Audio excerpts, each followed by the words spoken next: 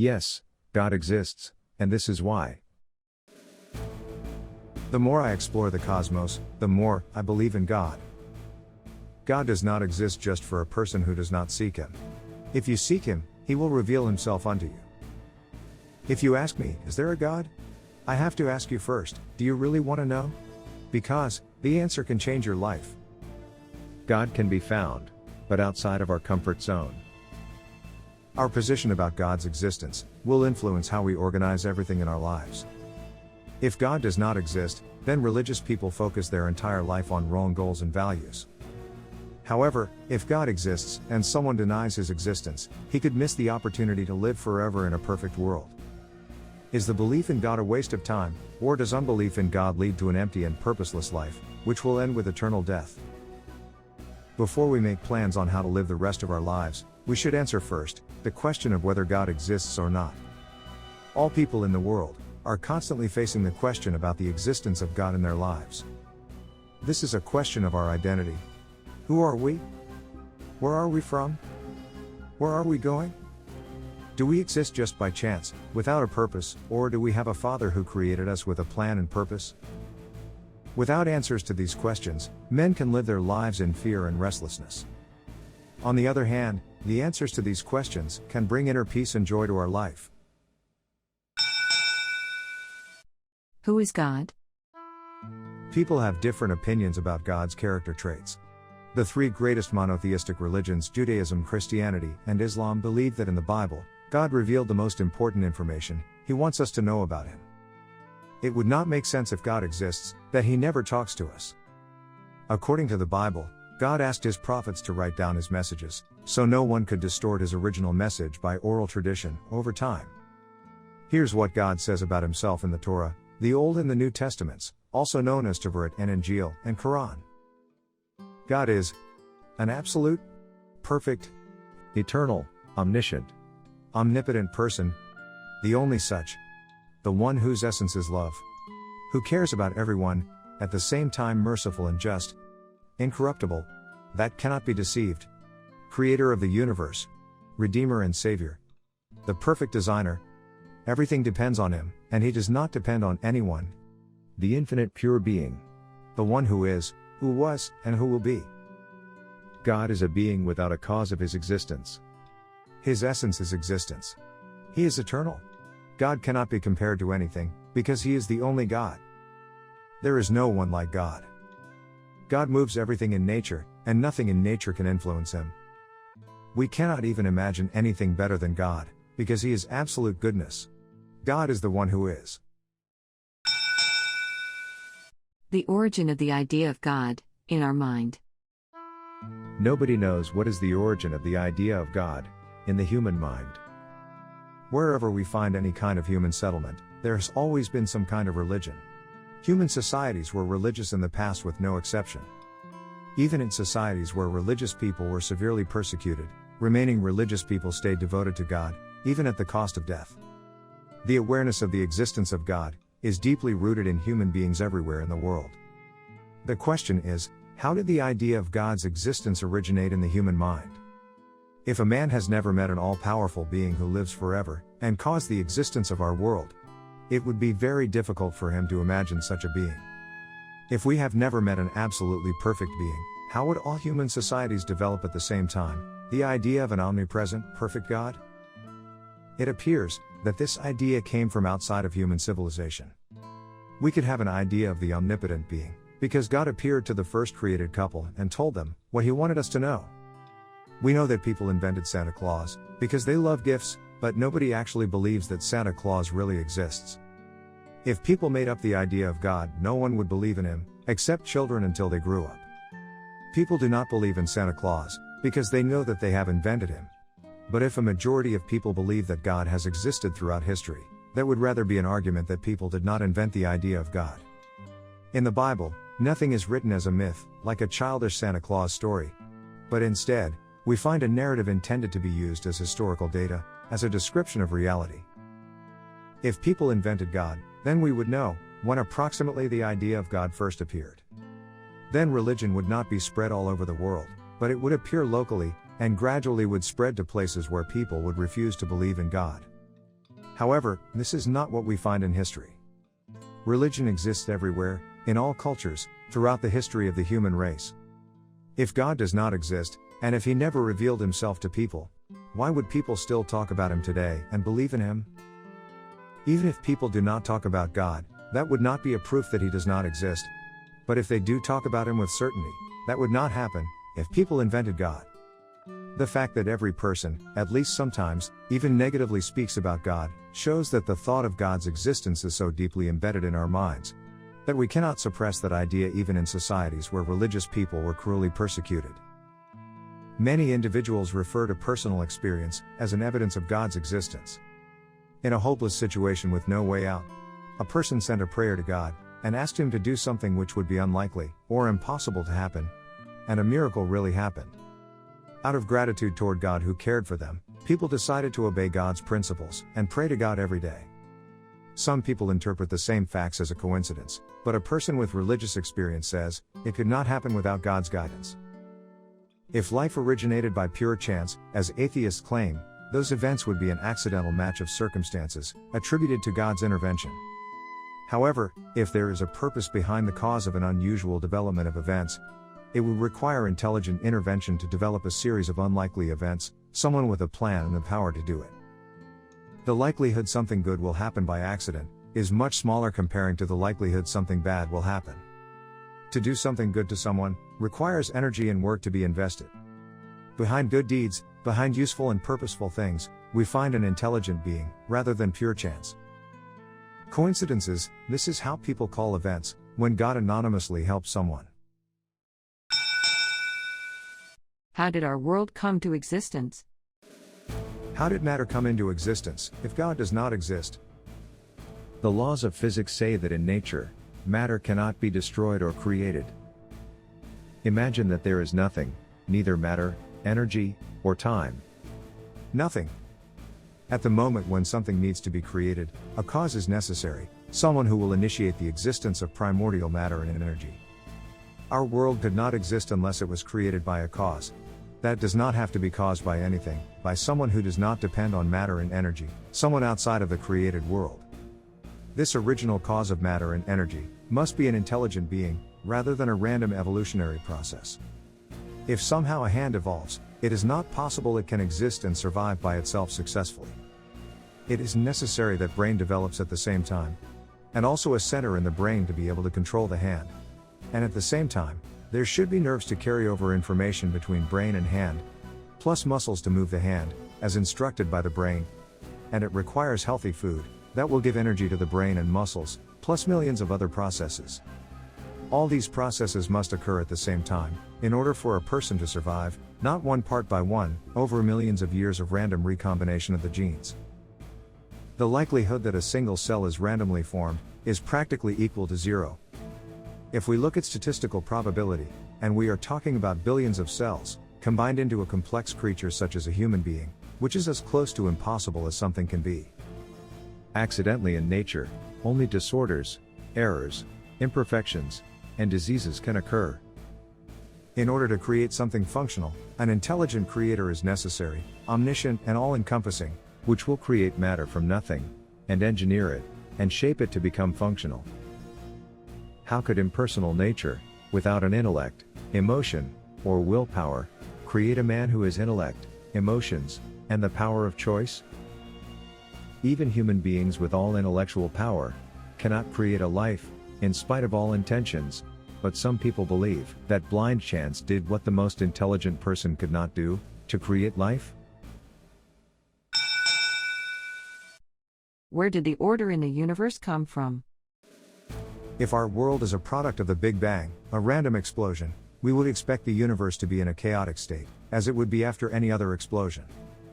However, in the universe, we find the order, principles, rules and design, that indicate the use of technology so far ahead of human technology.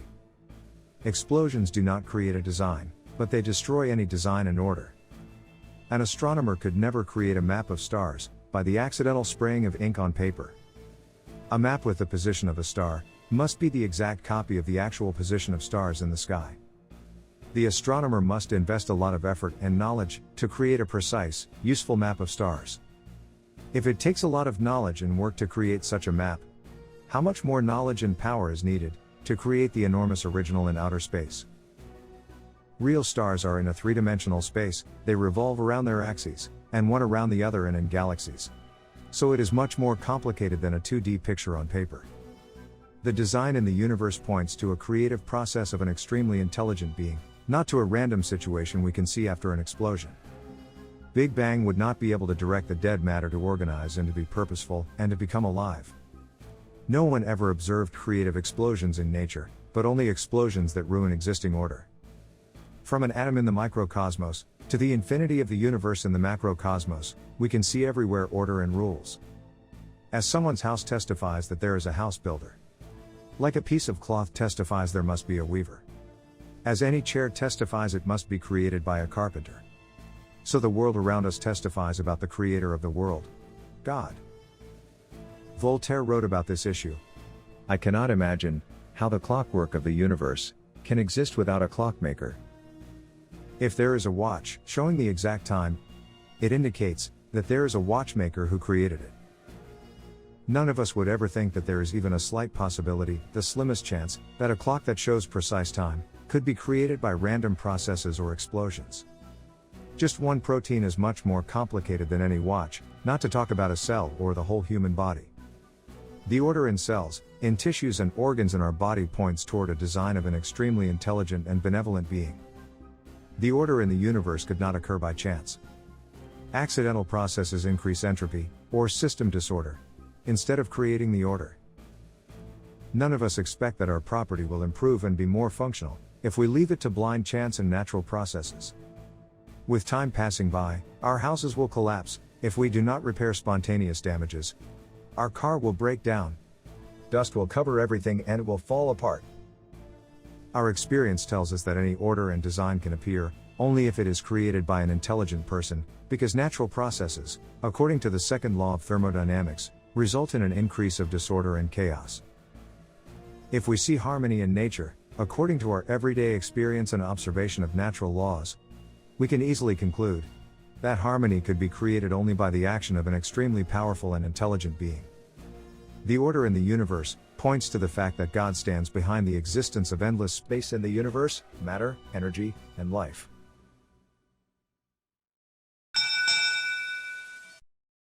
Beauty in nature.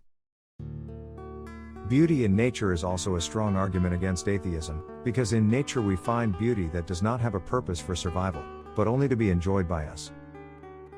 Some people said, Bach's music is a proof that God exists.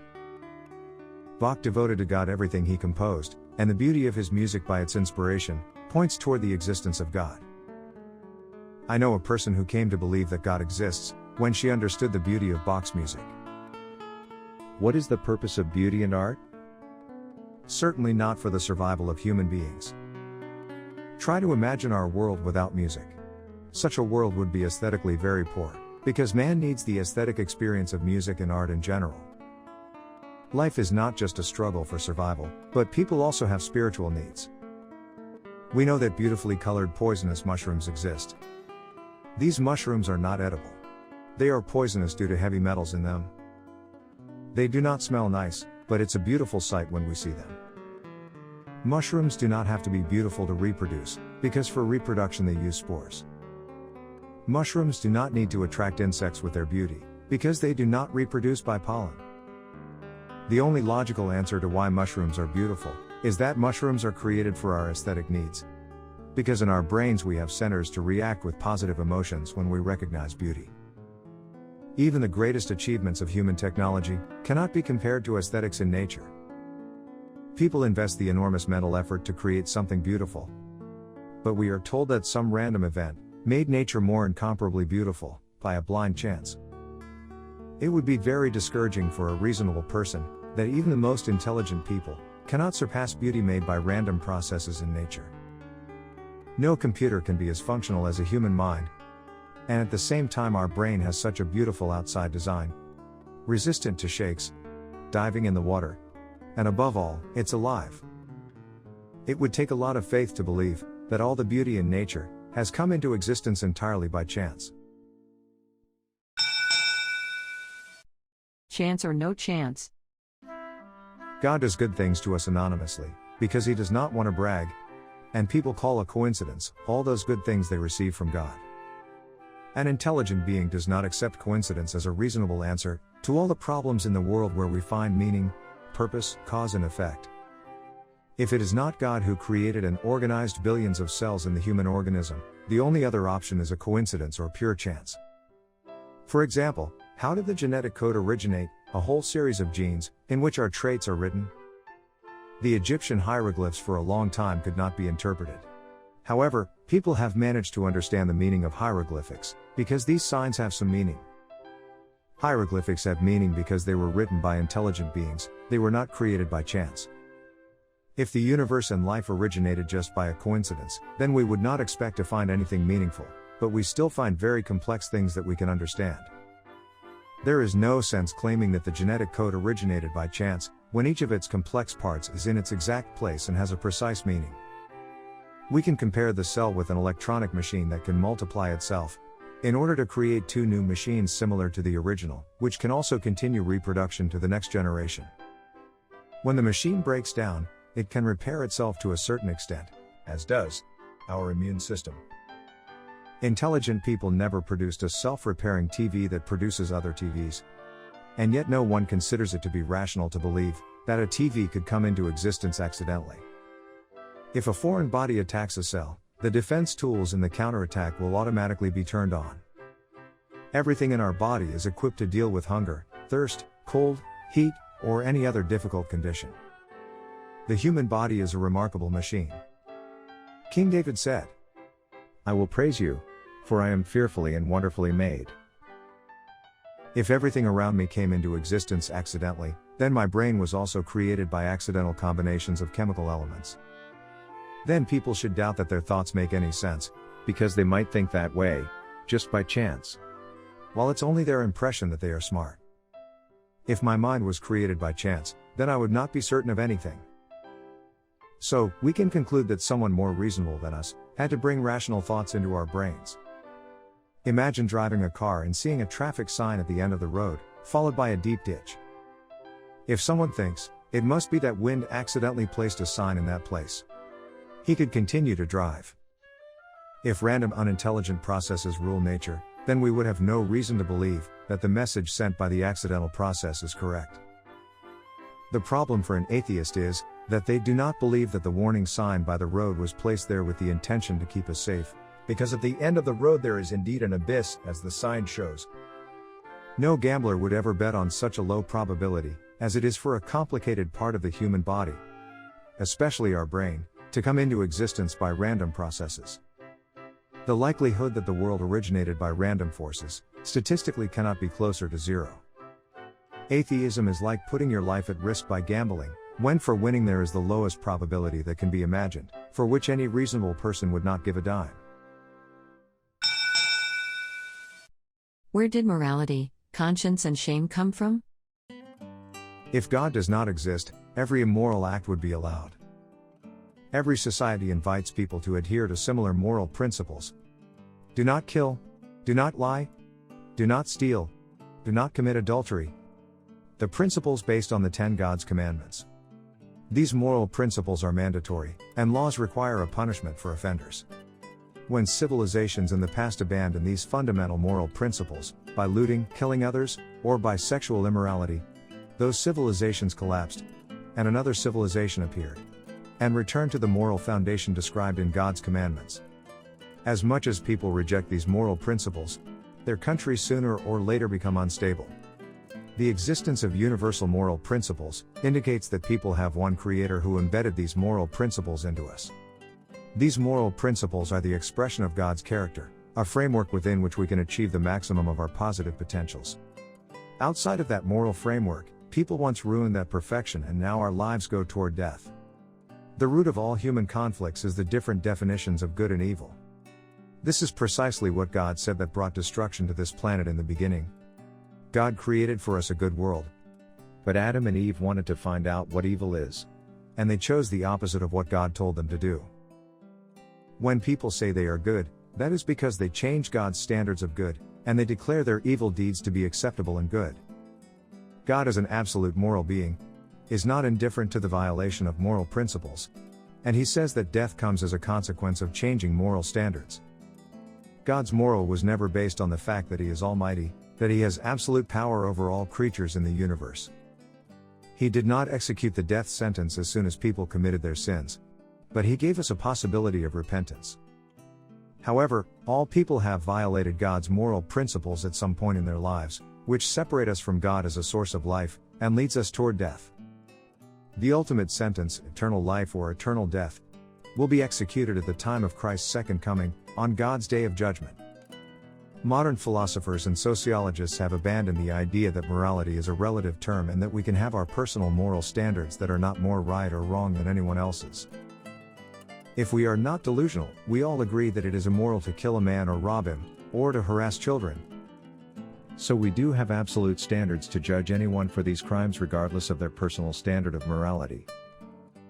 Objecting to cannibalism, or mass murders in a gas chamber, is an objective, universal moral value, and cannot be relativized. Both atheists and religious people at the beginning feel a guilty conscience and shame when they are caught doing the opposite of universal moral principles. If people continue to violate these principles, after a while, they will stop feeling reminders from their conscience, and they will become insensitive to the injustice of the suffering of others. Human beings have feelings of guilt and shame already as children, to distinguish between good and evil, regardless of their culture, education and customs. It appears that this moral skeleton is embedded in us at the time of the creation of the world. Can we know all about God? Instead of complaining about why God did not reveal to us everything about him, people should thank him for revealing this much. If it is difficult to understand God, that does not mean that he does not exist. And it is understandable why we do not understand God, knowing his greatness and our limits. If God is small enough for people to understand, then people would argue that God is not big enough to worship. We do not understand God because of limited mental abilities about a complex being, such as God. Even religious people say they do not know everything about God. Atheists complain that we cannot believe in someone who is a mystery for us, someone whom we do not understand. However, when we have a headache, we do not need to know every detail of head anatomy to know that we have a headache. We are still able to locate the pain. We do not know which physical and biochemical processes are happening in our heads, but we know that we have a headache. Likewise, if experience tells us that God exists, it is not necessary for us to know everything about God to know that God exists. We do not know how gravity works. We have never seen a magnetic field, energy or electrons, but we see how they affect the world. We do not know precisely how to define the substance of love, yet we use the word love, and we know exactly whether we see love or not. People would like to put God under a microscope, as a specimen in a laboratory, to confirm that he exists. People would like to look at God as a being equal to us, even though it is difficult to imagine for us how complex God's personality is, and beyond our ability to understand. God can observe a scientist, but a scientist can only perceive a small fraction of what God is. The main problem for human beings is not an intellectual problem, it is not a problem of knowledge or ignorance, but of moral decisions.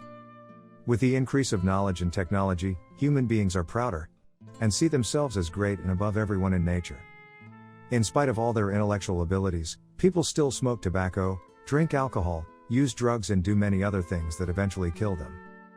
The main problem for human beings is not what they still don't know, but what they do even when they find out it is bad for them.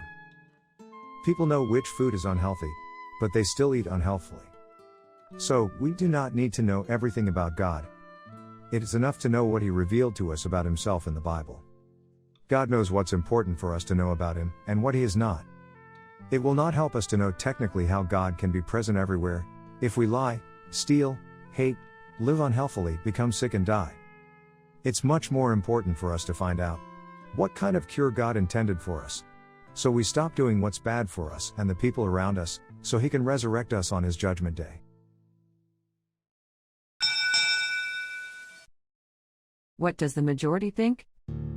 The question is, can we use democracy, what the majority believe, to decide whether God exists or not? The opinion of the majority cannot change the facts.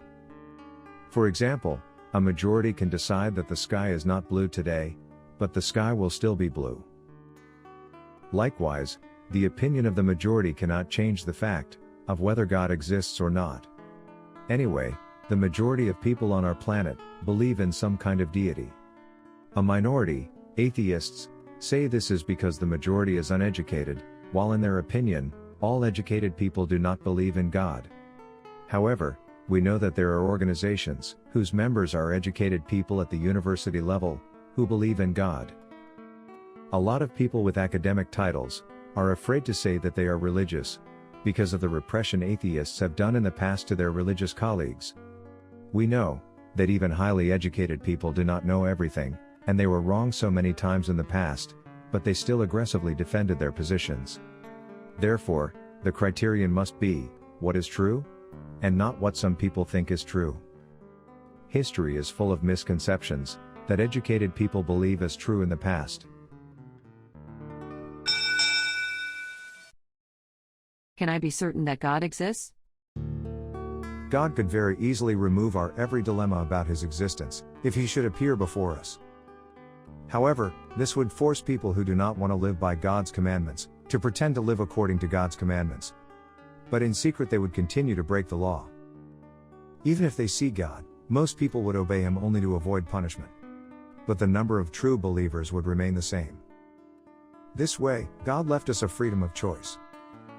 He gave us enough rational arguments in favor of his existence. But he did not give us absolute proof of his existence, and he did not remove any doubt. So atheists do not need to pretend to be religious. On the other hand, there is no absolute proof either that God does not exist. Nobody can prove that God does not exist, or if it is logically impossible for God to exist. It is also not possible to give an absolute proof that the Big Bang happened a few billion years ago, because no one was able to observe it, nor could anyone create an experiment to repeat the Big Bang. Atheists do not have any idea how original matter and energy appeared before the so-called explosion of the Big Bang, because matter and energy cannot be created or destroyed. Therefore, an atheist must believe that matter created itself from nothing, even though the laws in nature tell us it cannot happen spontaneously, without the intervention of an intelligent being. Therefore, the life of an atheist is also based on beliefs, not on evidence. It is strange that atheists seek an absolute proof to believe that God exists. But on the other hand, they do not seek an absolute evidence for the spontaneous creation of matter and energy, or the appearance of life from inorganic, dead matter. If we were to find one weak point of atheism, which is denial of God, or theism, which is belief in God, this would not be an absolute confirmation that the other side must be right. When we consider arguments for the two opposite belief systems, we need to estimate the strength of these arguments, to see which of these two paradigms better fits the facts, instead of choosing according to our prejudices.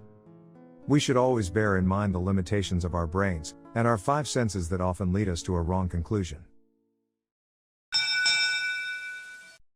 What atheists believe?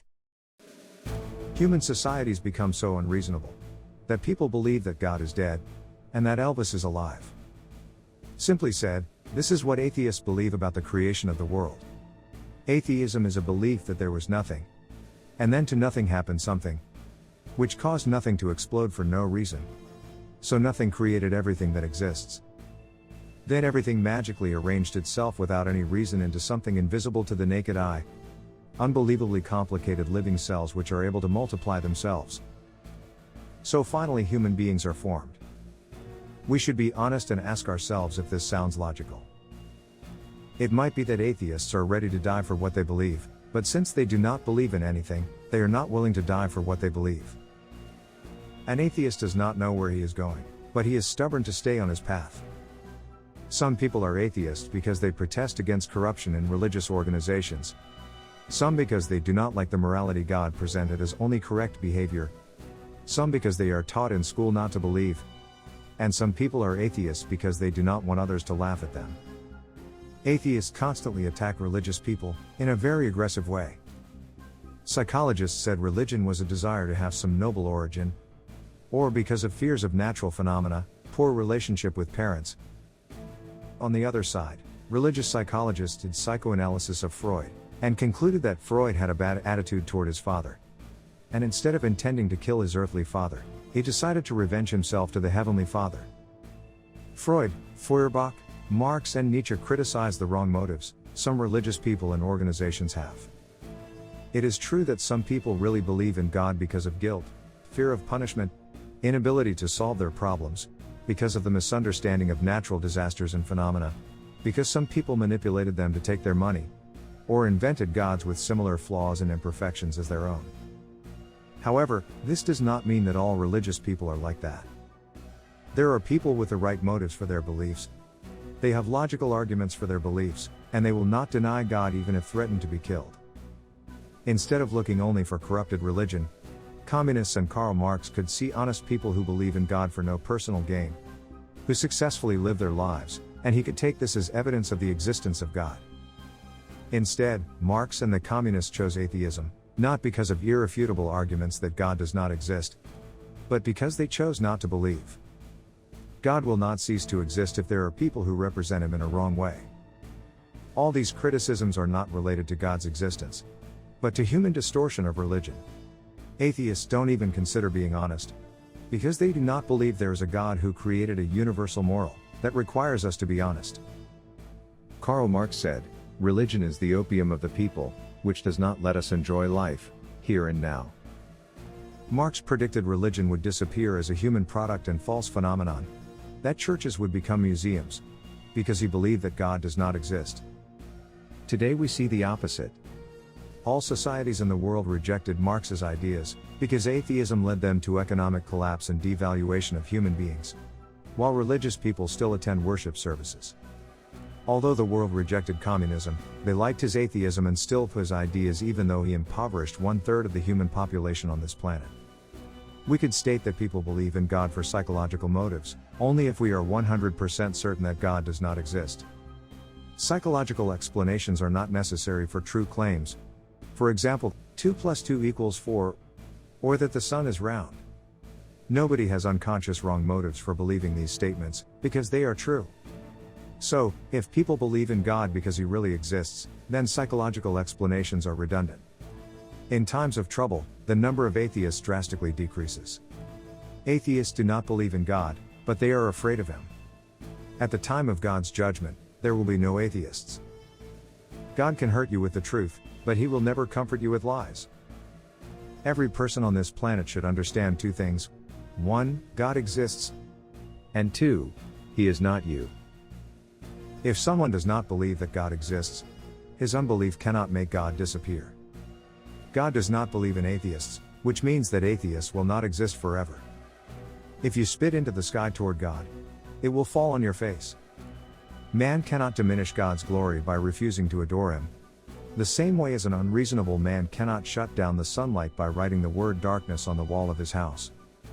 A man without God feels like a child without a parent. Are the negatives in religion proof against the existence of God? The majority of excuses for atheism, people find in religious hypocrites that misrepresent God. Trusting God cannot be replaced by trusting some religious organization, or religious leaders. Atheists not only say that God does not exist, but religion has bad consequences for society. The Inquisition tortured people, burned them at the stake, and sent people to so-called holy wars, crusades, and jihad. Militant fundamentalists cause more and more victims, and some religions approve of immorality, drug abuse, and even collective suicide. Cooperation of church and state always brought serious consequences in the past. It is true that some so-called believers use religion for their personal gain, to earn money, to rule over people, etc. Even some religious leaders attacked basic doctrines God gave us in the Bible about God's commandments, or the creation time frame, even though they should defend them. On the other hand, the same objection also stands for atheism, whose philosophy was responsible for revolutions, with millions persecuted or killed, because it is based on the evolutionary model of survival of the fittest. The best argument against religion are religious people, obviously, the ones who do not live according to God's principles. Also, the strongest argument for religion is also religious people, the ones who live according to God's principles and reflect God's character. The question is, why some people believe that scandals religious people are involved in can deny God's existence, while the pure life of prophets and apostles they do not see as a confirmation of God's existence. Obviously, God allowed corrupted religious people to give an excuse for unbelief to those who do not want the truth. We know that people print counterfeit money because they imitate the value of real money. If God does not exist, or there is no value in true religion, it would be useless to create false religions. The existence of false believers and false gods confirms not only the existence of God, but that his value is recognized as worth the risk of creating a counterfeit. What God is. Under the term God, different people think about different things. Some think that God is cosmic energy. Some think that God is nature. And some think that God is a person. Common for all of them is that they all say, "I believe in God." The differences are so big that it is obvious that everyone cannot be correct because they believe the opposite of the other side. The only so-called gods people would make up are typical pagan gods who fight, quarrel, commit adulteries, do every evil, as people do. Human beings with carnal tendencies would never invent an absolutely good God to rebuke them all the time. In Eastern religions, they do not believe that Satan exists, but they believe their God is good and evil at the same time. If God cannot cure himself of evil, we could not expect that he would be able to sanctify us and remove evil from us. The only God we would need is the one who can remove evil from us. The God who created the perfect world in the beginning, the God who is perfect himself. It is not difficult to figure out who would like to portray God as evil and convince people not to trust him. Go through all mythologies, and you will not find God who is absolutely good and perfect. The true God is not anthropomorphic, which means that men did not invent God according to human characteristics. What God wants is to create men to be theomorphic, which means to be willing to strive for perfect justice, truth and love. The true God is looking for such people. A man who likes to steal, lie, commit adultery and kill would never invent a God who loves us, who is righteous, always tells the truth, and reminds us that we need to change if we want him to keep us alive. People who are attracted by immoral behavior would never accept to believe in some fictional, good God. They would rather want to erase from their minds, and from the society, any reminders of a biblical God. People have no interest in inventing a God who is perfectly just, kind, and loving. The perfect God must be real, because somehow, he imprinted into our minds the idea of his existence, his righteousness and his principles.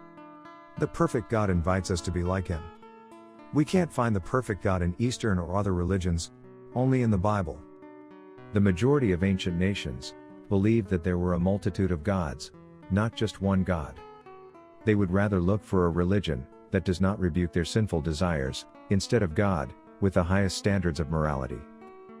If all nations around were polytheists, where did the Israelites learn that there is only one God?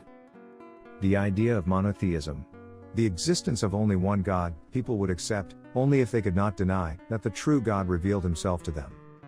as a proof for the unwillingness people have to accept the only one perfect God. We see that some Israelites throughout history abandoned monotheistic principles and returned to the immoral customs of multiple so-called gods.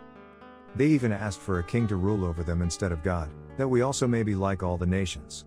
Jewish monotheism was something different from any of the other nations, something carnal men would not like gladly to accept. It is a question of how these nomadic tribes, descendants of Jacob, 35 centuries ago resisted polytheism, which seems much more attractive for sinners. Everywhere around them, people adored the elements of nature, the sun and moon, even animals, or an emperor who claimed to be a god. But a small, insignificant nation said that all this was idolatry. Instead of worshipping idols of wood, stone or metal, the Israelites said, "But, will God indeed dwell on the earth? Behold, the heaven, and heaven of heavens, cannot contain you, how much less this house that I have built?" There are many different ways that people try to describe God. But the only correct way would be how God described himself. He decided those descriptions to be written in the Bible, to prevent people to misinterpret or misunderstand him. What if God does not exist? Without God, the world would be a labyrinth, without an exit. If God does not exist, and everyone is allowed to do whatever he wants, this world would be a horrible place to live in. Atheists would implement their so-called morality, based on survival of the strongest and fittest, without mercy for the weak. If there were no God, why should anyone care about other people? The other people would be our rivals, competitors we needed to overcome, in order to survive. If no one believes in God, there will be no justice, no love, no goodness or compassion.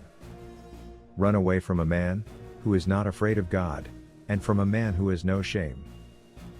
If there is no God, our life would be meaningless. The meaning of life cannot be found in accidental chemical reactions and processes. After we die, everything we did would be futile, because if our life ultimately ends forever when we die, our disappearance would make everything pointless. The meaning of life exists only when we realize that God created us with a purpose, and when we find and fulfill that purpose. Can people be good without God? People are trying to be good. But sooner or later, we come back to imperfection. Do you know anyone who managed to be absolutely good without God?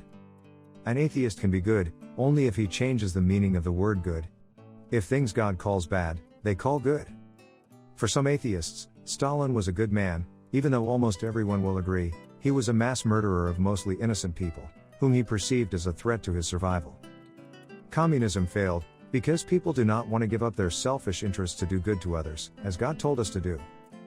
Even if any false religion should govern society, it would not substantially change people, since they also compromise justice for a personal gain. On the other side, can anyone say that Jesus Christ was not good? The perfect life of Jesus Christ is another argument for the existence of God. People spend all their lives chasing money, looking for personal gain. But Christ sacrificed himself to save his enemies, even atheists, if they choose to return to God. Such high moral standards, and such kindness, cannot be seen among people who deny God's existence. Jesus himself said, people would not believe God, even when he resurrected and brought out a man from death, as they do not believe in spite of Christ's resurrection, seen by more than 500 people. If a man chooses to trust God, Jesus said, that he will listen to Moses and the prophets, whose words are written in the Bible. What if God exists? So, there are only 4 options. 1. God does not exist, and you do not believe in him. 2. God does not exist, and you believe in him. 3. God exists, and you do not believe in him. 4. God exists, and you believe. Only one of these 4 possibilities has the promise of a huge reward, eternal life. Whoever trusts in God cannot lose it. And whoever does not believe that God exists cannot get it. Before we jump into the dark, we need to know whether the rescue nets are stretched below us. God does not depend on mine or your existence, or on the existence of any other man, but our lives depend on God's existence. God without a man is still God. A man without God is nothing. The one who does not believe in God must believe a lot of illogical things. Faith is not a belief that God exists, but trust in God, the confidence that God's principles are just and the best choice for us.